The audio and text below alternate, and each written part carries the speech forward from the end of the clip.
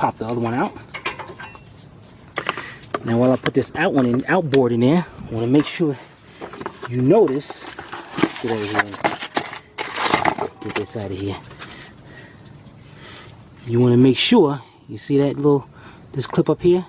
See, sometimes, like say this one's bent down. You want to make sure you pick that up a little bit. Then you just slide that right into place. Do this with one hand.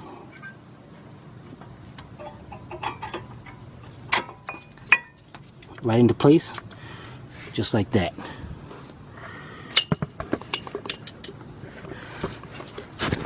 As I said, if you're stepping on the brakes and